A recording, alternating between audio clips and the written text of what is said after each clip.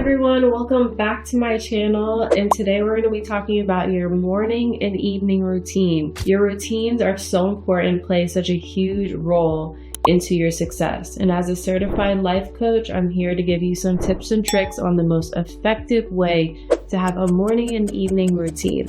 Having a morning and evening routine helps for fulfillment, balance, and being productive. And I feel like overall, everybody wants those things in their life. I would assume so. Let's start with the morning. So your morning routine should prepare you for the day, and just having a good body and mind routine to get you in the right place in life is so important. So these are my formulas to success with a morning routine. First things first, I cannot emphasize this enough.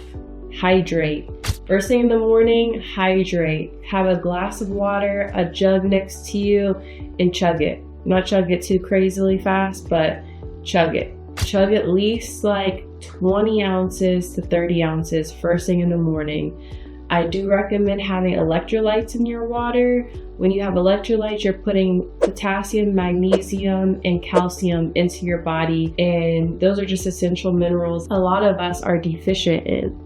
So drink some water with electrolytes first thing in the morning, and that naturally is going to wake your brain up if you have to wake up really early. There's something about hydrating yourself and putting fluids into your body is like a natural way to wake you up. But I highly suggest putting electrolytes in your water first thing in the morning. That way you actually retain the water, you're hydrating your body. If you don't have electrolytes, I would say 9 out of the 10 times, you're just going to flush that water out of your system. But if you have something in your body, minerals, that your body can cling to, the water can cling to your body with a salt or a lemon, a lime, or electrolyte powder mix with minerals included. And the best salt in electrolyte form is a Celtic salt or a Redmond salt. Those are the most pure forms of salt, so that they do have those deficient minerals that most of us have. Those minerals are in the salt. That's number one. We're gonna hydrate and get out of the bed, because you don't want to be stuck in bed. So hydrate and get out of bed. Step number two, we're going to take some supplements or fuel our body. So me personally, I love to take supplements. I take a probiotic, good for your gut health. It's good on your stomach lining. It's good for putting good bacteria back into your stomach. And yeah, overall it's good for your gut health. So I'll take a supplement, maybe take like a lion's mane for just mental clarity, whatever you feel like, your multivitamin, whatever's on your lineup, go for it. As long as you don't need to take it with food, because if so, wait to take those. And then after your vitamins or your hydration, I move into breakfast. You gotta fuel your body. So once you've ate breakfast, I highly suggest for breakfast it being a protein dense breakfast. So some protein might look like, if you're vegan, I would do like some quinoa porridge, or you can do avocado toast. If not, maybe do some beef sausage, chicken sausage, turkey bacon, beef bacon with some eggs for some omegas, and maybe like a hash brown or some fruits. That's like, to me, a well-balanced breakfast, and it keeps me pretty full and very hearty, and I'm good to go work out. So that is number two on my list. Hydrate, and then we're gonna eat breakfast.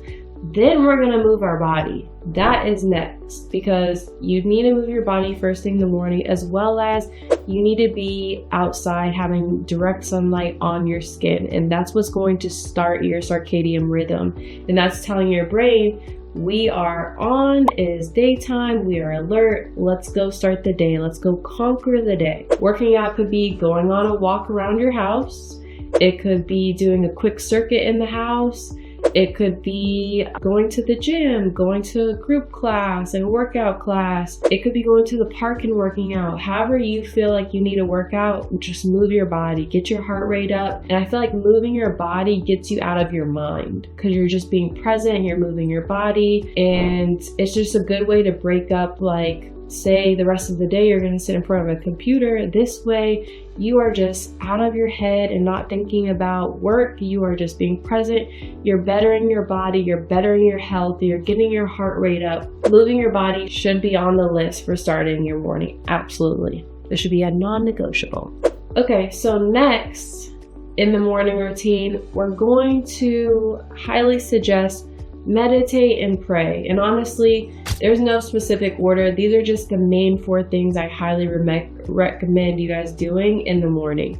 These are the 4 things I highly recommend you doing in the morning, but there's no specific lineup, there's no order. But I'd highly recommend meditating, praying, spending a time journaling and writing down your goals, your thoughts, gratitude, appreciation for things. So journaling helps you get your thoughts on pen and paper. It gets thoughts out of your head. Sometimes we're heavy thinkers, and whenever you write things on pen and paper, it kind of like transfers those heavy thoughts out of your mind to bring you some ease.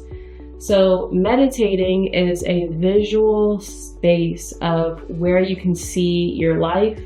You can see all the senses. What do you smell? What do you hear? What do you see of where you need to visualize your life, your day, everything in it. Meditate a most productive day and you've conquered all of your tasks that are on your to-do list. You're visually checking them off. You're working out. You're eating a nutritious meal. You're spending time with your family. You're calling your mom. You're moving your body. You're knocking out goals at work, and you're visually sitting there for at least 5 to 10 minutes meditating that perfect day so that you can visually see it so clearly. And that's the illustration, the blueprint to your day, so that it's just so easy to know what you need to do for the day. And secondly, if you're religious, if you're spiritual, pray.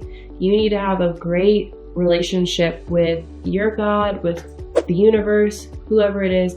Just gratitude and being so thankful for your life, your health, for all the things that are in your life, hopefully a roof over your head and food in your stomach. That right there, you're winning. So that right there is my 4 steps to a productive, balanced, fulfilled morning routine. Now, let's get into our evening routine. Going back to your morning routine is to give you natural energy, bring you clarity, and bring you just a better purpose within how you're going to go into the day.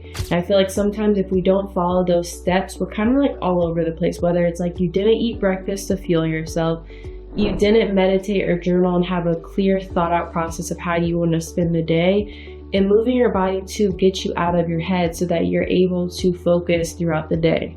So with that said, let's go to the evening routine. Evening routines are just as important. They help you wind down, clear your mind, and just relax. And sometimes that's much needed after a very busy day. I feel like it's just the best way for us to even just prepare for the next day and have a clear thought out process of the following day. So evening routine, this is a non-negotiable. I would say some form of self-care, and that could be face mask, that could be taking a bath, that could be taking a hot, cozy shower, drinking your favorite tea, drinking or eating your favorite meal.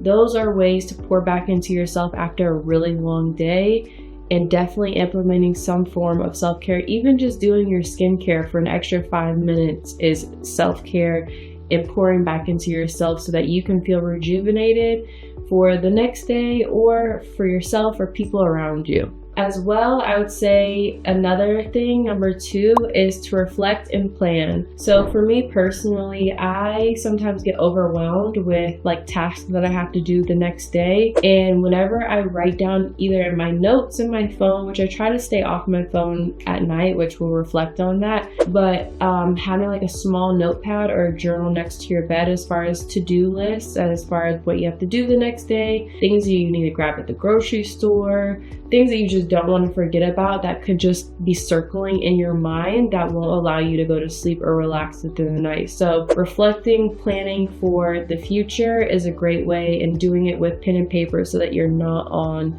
your device. And that leads to another thing, number 3, is no blue light devices. I feel like being on your phone keeps you awake longer. It's keeping your circadian rhythm on. So kind of like what we talked about, when you start the day with light, it is turning your brain on and letting you know the day is still going. And looking at a blue light screen is telling your brain it's still daytime. We're not ready for bed. We're not ready to wind down. So with that being said, no blue light, because that allows your brain and your mind to go into nighttime mode and turn your circadian rhythm off, saying, you know what, it's been dark for a while, I'm gonna turn my brain off, let's go to sleep. And that's very important so that you can easily fall asleep. Now, with that being said, your sleep schedule. Going to bed around the same time every night is so important so that your body has a rhythm of when to fall asleep. So with that being said, your circadian rhythm, you want to go to bed every single night the same time so that you have a good sleep cycle. And that means turning your phone off, doing something self-care to rejuvenate yourself, writing down all your tasks so that you don't have anxiety or your thought process is all over the place, trying to figure out what do I have to do the next day, all the things. So those are the 4 evening routines that I would say really help you be more productive, thought out, purposeful, calm, and just sticking to that plan. A plan is so important. And remember, your wellness plan, your scheduling, it doesn't have to be perfect, but it needs to be perfect for you. So whatever that looks like, whatever you need to implement, that's going to be great for you. Take it or leave it.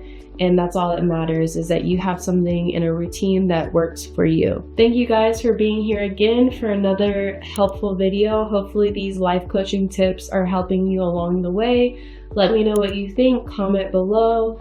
Give me feedback on other topics and videos that you would like to see from me.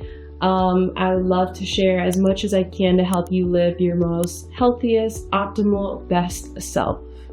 Bye guys.